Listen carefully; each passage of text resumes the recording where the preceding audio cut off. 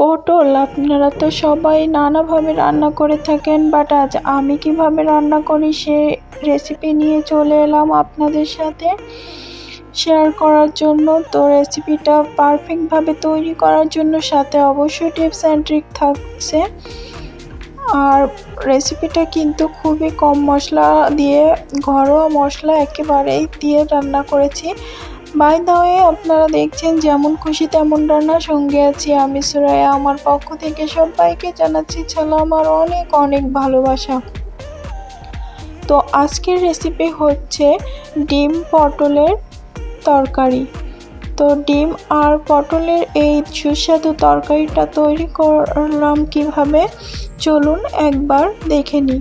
তো তরকারিটা রান্নার জন্য প্রথমে কিন্তু আমাদের প্রয়োজন হবে পটলের। তো এইখানে আমি পটল নিয়ে নিয়েছি। এই যে পটলগুলো কিন্তু খোলা ছাড়িয়ে নিয়েছি, দেখে বুঝতে পারছেন তো সবাই যে খোলাগুলো ছাড়িয়ে নেওয়া। এখন এই পটলগুলোকে একটু ডুমো ডুমো করে কেটে নেব। এখানে 500 গ্রামের মতো পটল আছে। আপনারা চাইলে আরও বেশি রান্না করতে পারেন। তো সমস্ত পটলগুলো এখন আমি কেটে নেব, তবে পটলগুলো কিন্তু মাঝখান থেকে এভাবে ফালি দিয়ে নেব সবগুলো। তো আপনারা আপনাদের পছন্দ মতো পিস করে নিতে পারেন, আমি এভাবেই পিসটা করে নিয়েছি। তো সমস্ত পটল কেটে নিয়েছি। আমি এখানে আলু দেব না, আপনারা চাইলে আলু ব্যবহার করতে পারেন। তো এরপর এই যে আমি ডিম নিয়েছি সিদ্ধ করে, এখন এগুলোকে ছুলে নেব। তো 4টে ডিম নিয়েছি বন্ধুরা, দেখুন আমি ডিমগুলোকে ছুলেও নিয়েছি। এখন সমস্তগুলো ভেজে নেব। তো কড়াইয়ে আগেই আমি তেলটা ভালোভাবে গরম করে নিয়েছিলাম, নিয়ে এখন ডিম 4টে দিয়ে দিলাম। ফার্স্টে আমি ডিমটাকে ভালোভাবে ভেজে নেব, আর উপর থেকে একটু হলুদ দিয়ে এখন ডিমটাকে নেড়ে চেড়ে ভেজে নেব। তো ডিমটা কিন্তু আমি লাল লাল করে ভাজবো। আপনারা যদি আমার মতো এত লাল না করতে চান তবে হালকাভাবে ভেজে নিলেও হবে, কিন্তু আমি একটু বেশি ভেজে নিচ্ছি। তো আমার ডিমটা ভেজে নেওয়া হয়ে গেছে, এখন উঠিয়ে নিচ্ছি। এরপর ওই একই তেলে পটলগুলোকে আমি ভেজে নেব, তবে পটলগুলো কিন্তু ভালোভাবে ভাজতে হবে, যাতে পটলের যে পানি পানি একটা ভাব থাকে রান্নার পরে সেটা না থাকে। সেভাবেই পটলটাকে ভেজে নিতে হবে, তাহলেই তরকারির টেস্টটা আসবে।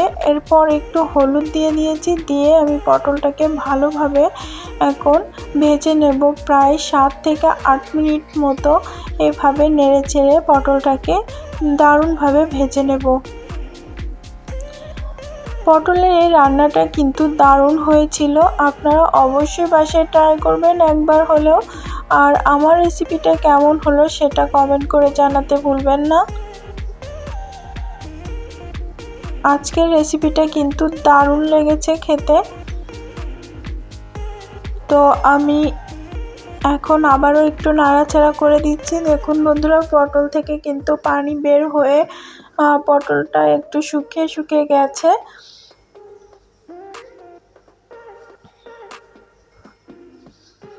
তো আমি এখানে আরও কয়েক মিনিট পটলটাকে ভেজে নেব।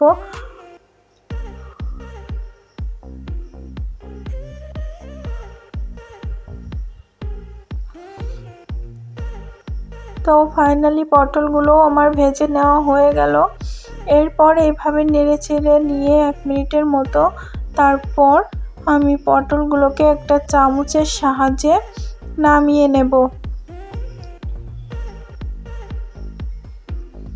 তো এখন পটলগুলোকে নামিয়ে নিচ্ছি।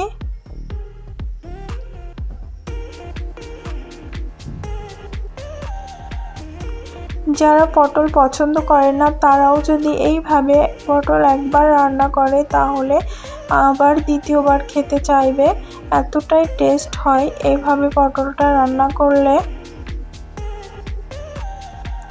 অনেকেই আছে পটল পছন্দ করে না, কিন্তু আমি তাদের জন্য বলবো এইভাবে একবার রান্না করে খেয়ে দেখতে। তবে বন্ধুরা, আপনারা যদি চান তাহলে পটলের গায়ে হালকা খোলাও রাখতে পারেন। তো ওই তেলের ভিতর এখন দিয়ে দিচ্ছি আদা, রসুন আর পেঁয়াজের পেস্ট। এরপর দিয়ে দিচ্ছি শুকনো মরিচ পেস্ট।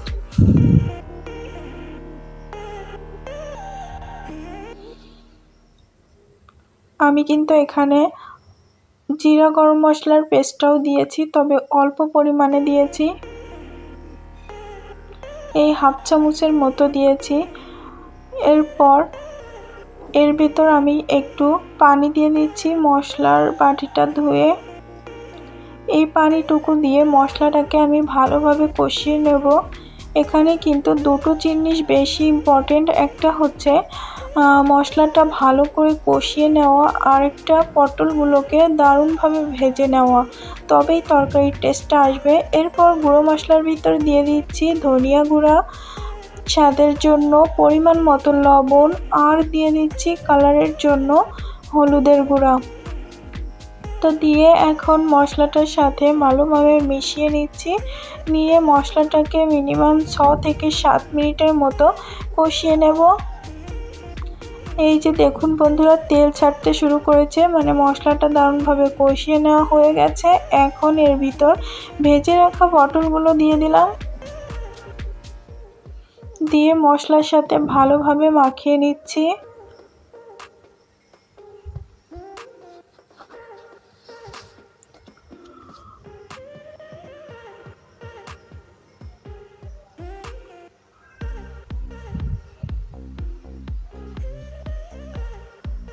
তারপর কিছু কাঁচা মরিচ ফালি করে রাখা আর 4টে ডিম ভেজে রাখা ছিল, সেগুলো একই সাথে দিয়ে দিলাম। পটলটা কিন্তু অনেক নরম একটা তরকারি, অল্প জালেই কিন্তু এটা সিদ্ধ হয়ে যায়। এ কারণে আমি ভেজেছি, তাই অনেকটাই সিদ্ধ হয়ে গেছে। এখন অল্প পানিতে এগুলো ভালোভাবে বয়েল হয়ে যাবে। তাই এখন মশলার সাথে সমস্ত পটল আর ডিমগুলোকে দিয়ে ভালোভাবে মাখিয়ে নিলাম। এরপর এর ভেতর একটু ঝোলের পানি দিয়ে দিচ্ছি। তো বন্ধুরা, আপনারা চাইলে কিন্তু এটা ঝোল ঝোল নাও রাখতে পারেন, ঝোলটাকে কমিয়ে একেবারে মশলা মশলা করতে পারেন, সেটাও কিন্তু দারুণ লাগে খেতে। তো আমি আজ একটু ঝোল রেখেছি। এই রান্নাটা আমি প্রায়ই করি। পটল খেতে খুব একটা ভালো লাগে না, তবে এইভাবে রান্না করলে একটু ভালো লাগে, তাই আমি প্রায়ই এইভাবে রান্না করে খাই। এরপর ঢাকা দিয়ে দিলাম 15 মিনিটের জন্য। তো ফিরে আসলাম 15 মিনিট পর। এখন ঢাকাটাকে উঠিয়ে দেখছি।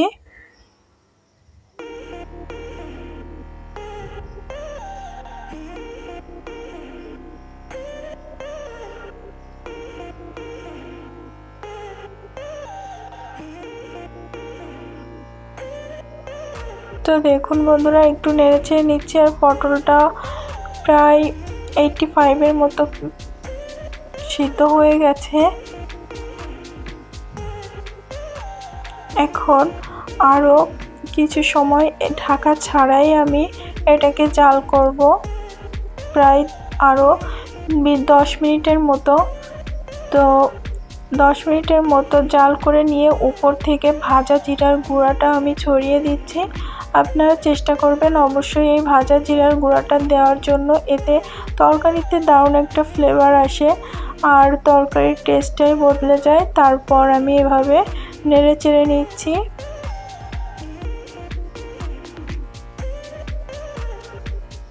তো আমার ঝোলটা অনেকটাই কমে গেছে, এরকম এতটুকুই রাখবো আমি। তো ভাজা জিরার গুঁড়া দিয়ে আমি 1 মিনিটের মতো জাল করে নিয়ে চুলোটা অফ করে দিয়ে এবার ঢাকা দিয়ে রাখলাম 5 মিনিটের জন্য রেস্টে। তো ফিরবো 5 মিনিট পর। দেখুন বন্ধুরা, তরকারির কালারটা কি দারুণ এসেছে। এখন এটাকে নামিয়ে নিয়ে পরিবেশন করার পালা। তো বন্ধুরা, আমার ভিডিওটি যদি আপনাদের ভালো লেগে থাকে তাহলে আমার চ্যানেলটিকে সাবস্ক্রাইব করুন, লাইক কমেন্ট শেয়ার করে আমার সাথেই থাকুন। এই তরকারিটা কিন্তু গরম গরম ভাত, রুটি, পরোটা সব কিছুর সাথে খাওয়া যাবে খুব তৃপ্তি করে।